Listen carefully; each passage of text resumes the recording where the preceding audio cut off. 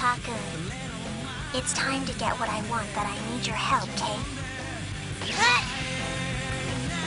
Alright! Get ready! Don't do it! Lunchtime!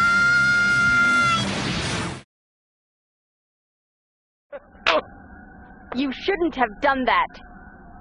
The girl needed my help! Well, now you've put all of our lives in danger.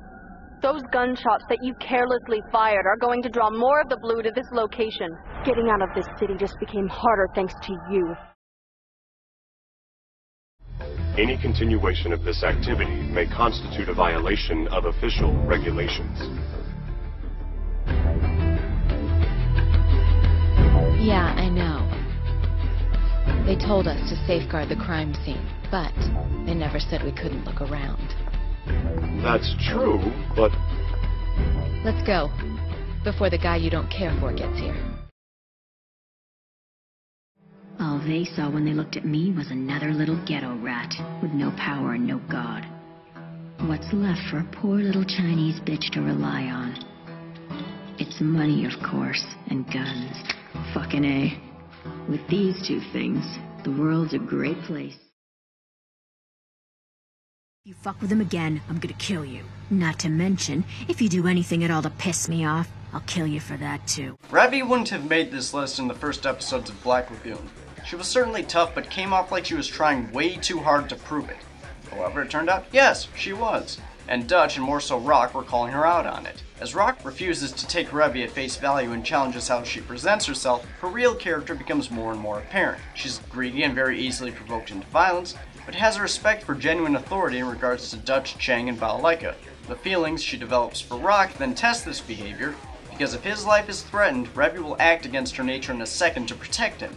One of the most prominent examples being when she pulled a gun on Balalaika, who you do not pull a gun on, ever, because she was threatening to kill Rock. This creates an interesting clash between Revy's life thus far and Rock's influence. The times she's shown her most emotionally volatile are when she's in some kind of fight or when she's spending time with him. This subtle internal conflict that comes from being forced to look at the violent life she accepted in contrast to one that may or may not be out of her reach gives her the kind of depth that is so rarely given to not just most characters, but especially most female characters.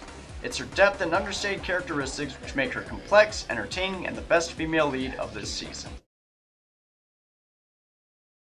I'm an illusion of your youth, a manifestation of the feelings in your adolescent heart. Not gonna lie, Haruko is a big personal favorite of mine. She's insane, funny, and interesting to watch as the series progresses.